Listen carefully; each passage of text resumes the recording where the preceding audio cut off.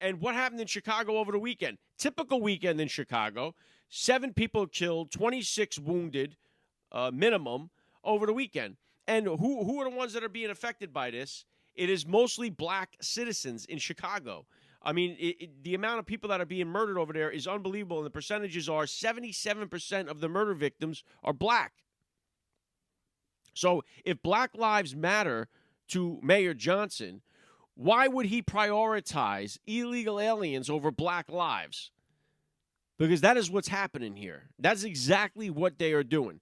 They are willing to sacrifice every single black citizen in Chicago if it means they can protect and harbor illegals. They will not give up their illegal aliens. How dare ICE come in here and try to steal our illegal aliens out of our city?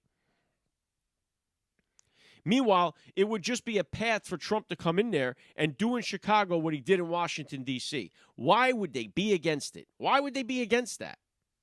They make it sound like, oh, it's authoritarianism. He's coming in with the military. You've had decades to clean this problem up. And the Democrats have done nothing. And we know for a fact, like I said, there was 7 murdered and 26 wounded over the weekend, primarily all black. We know that this weekend, more black people are going to be murdered in Chicago. We know it. It's not like you have to. There will be black people murdered in Chicago this weekend. It could be stopped. It doesn't have to be that way. Trump could come in and within minutes, he could stop it. And they're refusing him. And it really boggles your mind. If you're not familiar with Border Hawk, you got to follow them on X.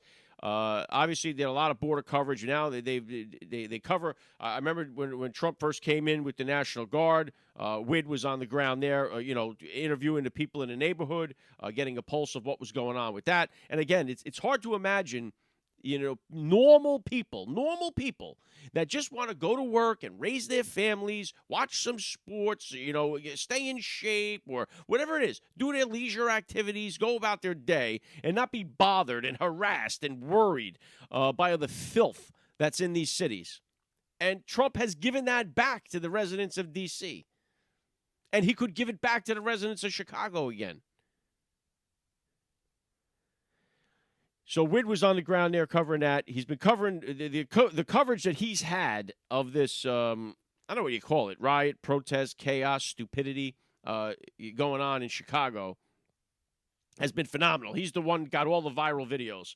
He's right in there with the action, reporting. He's been all over the place now. So I'm glad to see him blowing up. He's rightfully so. He does great work. So I'm going to bring him on. We're going to talk about what's going on in Chicago. Here we go. Hi, I'm Emily. And I'm at the White House with my dad. And you're watching The Alec Lace Show. You're listening to The Alec Lace Show. The future is family. All right, let's do it. Joining me now, Wid Lyman. Welcome to The Alec Lace Show. Thanks for having me, Alec. Appreciate it.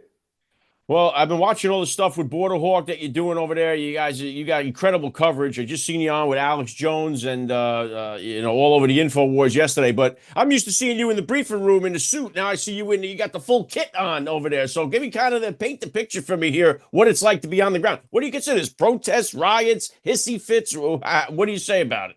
Well, my family does the Clark Kent Superman thing. I've got the suit hanging in the car, and then in the back of the car, we got the gas mask and the helmet. We're ready to do both things at all times. But we spent about 7 days in Chicago between the Broadview ICE detention facility and then in the city.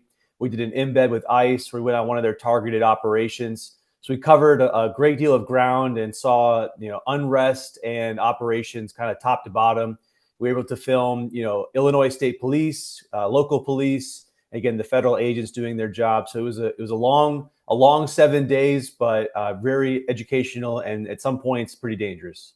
Well, I would imagine so. And we've seen what happened out there. I know, people watching the Nick Sorter coverage, him getting arrested, but it's like you always wonder, like you could very easily you risk your life doing what you're doing right now because people are completely unhinged. They feel like they're justified in attacking the ICE officers.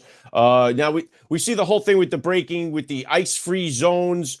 Is there like ICE? I think it's funny how they say there's an ICE-free zone. Isn't this supposed to be an illegal-free country? Like America is like an illegal-free zone. But what are these ICE-free zones? Have you seen these that are going on down there?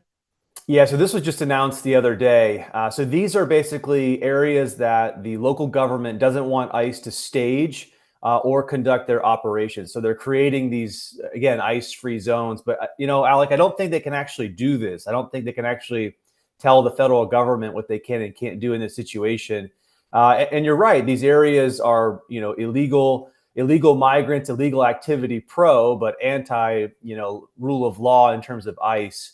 They have a really tall order ahead of them because at the detention facility, they can be in control. They can control the exits, the entrances, they can put up fencing, they can protect their agents as much as they can. But in the city, it's the Wild West. I mean, Brighton Park, which is where we filmed, the worst riot of the week. That is an area that is predominantly dominated by Latin culture, and it is very, very anti-ICE. So, federal agents show up and people are on cell phones saying, "Hey, ICE is here, ICE is here, get out here, and harass them." And we saw dozens of videos, not just ours, of this population just harassing ICE, getting involved with ICE, and then, as you pointed out, the full-on riot where they're throwing rocks and bottles and attacking the agents' vehicles and themselves. So the situation can change really fast and get really ugly for the federal government. It seems that way. It seems like the whole situation is like someone just throws a match and the whole thing could go right up. But I know I remember when Trump first brought the National Guard into Washington D.C., you were doing some hits going down, getting kind of the feel, putting your finger on the pulse of the neighborhoods, getting people's reactions to it. Do you see that kind of down there? Do you see a lot of the? Have you got a chance to kind of talk to the local residents that live there? Maybe not outside agitators or anything. Are there people that have strong feelings, like you said? Some of the Latin neighborhoods saying, "Oh, they're really against it." Are you finding there's neighborhoods there that are saying we want ICE to come down here to these neighborhoods? It's a mixed bag, just like we saw in DC, right? So, a lot of tourists and maybe certain populations are totally fine with more rule of law, less chaos, less illegal activity. But then there are huge neighborhoods that are just want nothing to do with law enforcement, especially the federal government in their area. I mean, you saw this yourself in DC, where some of the population doesn't want the National Guard protecting them, making them better, making it safer in some ways. So we saw a mixed bag in both. It just depends on what neighborhood you're in. Again, that area in Brighton Park, they want nothing to do with any law enforcement. They want to do whatever they want to do, however they want to do it. They have large illegal populations on the South Shore side, and then again in the Southwest. So they don't want the federal government coming in and doing its job to a certain degree. So we have a pretty split divide, just like we saw in DC. And going forwards, they have a very tall order, because if they show up to a scene and they're arresting someone for some heinous criminal activity, not just being here illegal, and 25 people come off the street to harass them and prevent an arrest, which we did see, that is a bad situation for everyone involved.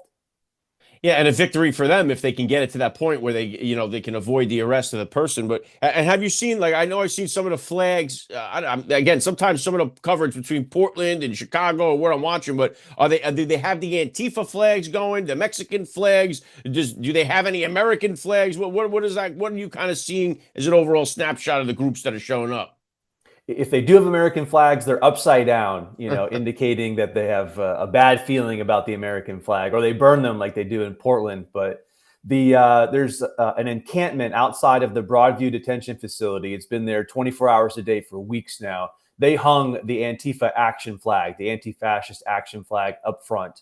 And that was quickly, targeted by ICE, saying, you can't have this, don't put this up here. Because that's domestic terrorism at that point, right? You were in the White House, you heard the president and the administration talk about labeling them, the domestic terrorist organization. So they're very pro Antifa. Some of these groups, they're very pro Mexico. We've seen international flags. We've seen the Palestinian flag show up. Those people always get involved as well.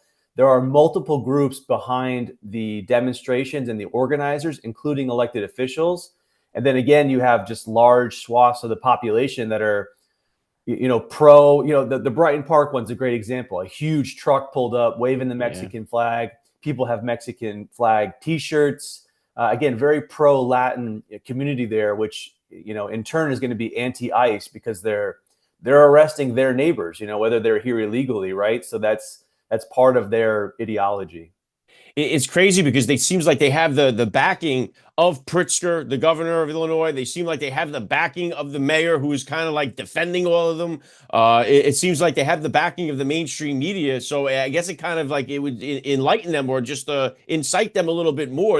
Pritzker called it an invasion of Illinois by ICE coming, not an invasion of Illinois by illegals coming to an invasion of ICE. So when you have the governor, the mayor, you have all these political figures backing them, I would only imagine that's got to make the whole situation worse on the ground. It totally, gives them encouragement, right, to do what they're doing. We saw the mayor of Chicago yesterday say the Trump administration wants to repeat the Civil War. I mean, that kind of tough talk and rhetoric is really going to instigate people on the ground, because now they have, like you said, backing. We saw this story about the chief of patrol telling their officers to stand down when the federal government called for aid. So not only are they helping them, they're actively hindering them in some ways too. And you're going to see that going forwards. Illinois state and local government wants nothing to do with what the federal government is doing. And the federal government doesn't care, right? We saw, Chief Bavino this morning commenting on Lieutenant Governor's post saying, your city has third world elements. Third world looks like a third world. And we're going to do our job. We're going to do what the government wants us to do going forwards. And they have support by Secretary Noem and the Trump administration. So you're going to see continued conflict, hopefully just verbal conflict and legal conflict, not actual conflict going forwards, because the federal government has extreme reach and power to conduct what they want to conduct. I mean, they show up to a neighborhood in Brighton Park. They set up a huge, encircle area to protect themselves. And then when they exited, they were tossing, CS gas cans out the window and getting out of there fast. They have broad reach and power, and they will run over the local government if they have to. Well, there was like maybe I'll get your take on the ground there, because there was like conflicting reports here too that the local police were told to stand down, not go in there and help the ICE agents that were surrounded or getting approached, surrounded, whatever it may be, and they were told to stand down. Then you had police officials saying that they would never order their troops down. But I mean, if it turns out that this order to stand down did come from someone like Mayor Johnson, so whoever would give that would have to be arrested, I would imagine. But are you hearing anything more to that? Is the truth to the story that they ordered the police to stand down? Have you talked to any of the police officers or anybody else that knows anything about it? So there was an internal audio and memo that came out, a screenshot of the call, and that was confirmed via DHS. This is Bill Malugin's reporting. And then the chief of patrol said to the effect that the operator who took the call didn't understand the situation. And then the chief of police said, oh, we would never do that. Right. But you kind of did that, right? And we have precedents for this, Alec, because in Broadview, the ICE agents there were calling for local help, the Broadview Village Police Department. And that chief of police, Chief Mills, said, oh, these are fake calls. We're showing up and nothing's happening. Nothing's really going on at the situation there at the detention facility. So there is precedence for local law enforcement to either not get involved or kind of ignore or not be very helpful in some ways. I will say the Illinois State Police, though, were extremely helpful when they showed up. They dominated the scene in the last weekend. They took full control of the roads, of the operation, of the crowd control, and they did an incredible job. That is not, though, the local cops, right? That comes from the state. So Governor Pritzker can complain all he wants, but he likely had to sign off on that. And now we can backtrack and say, oh, we don't want them doing this or that. So there is a bit of conflict when it comes to officers on the ground. I will say, talking to the boots on the ground, they generally want to help. They're rule of law people. They want to help the federal government or local agents. And as you know, you've talked to military folks for years now, that the Navy SEAL thing that you do every year, those people want to help each other. Don't leave a brother on the battlefield kind of situation. So I think that we're going to see mixed messaging coming out of pretty much all sides of the Illinois government. Just seems like a mess. The whole thing seems like a mess. And you would hope that, Trump being the law and order president, that he could come in there and clean these things up. And he's getting all this resistance. You got federal judges that are trying to block him. And it's like, the whole thing shouldn't have to be this way. And it puts so many people in harm's way. Was there a point so far with your coverage that you've been doing? Was there one point where you felt like, okay, I might be in a bad situation here? What was like the highlight, or like not the highlight, but like maybe the most alarming moment for you? Yeah, these situations can really change fast, and it's very hard to know exactly what's going on in the moment, because there's usually hundreds of people that are conducting some version of a protest, right? The guy over here is holding a rock, lady over here is holding a sign, there's a baby over there. So the situation is very chaotic and it changes on a dime. So the Brighton Park situation was really bad.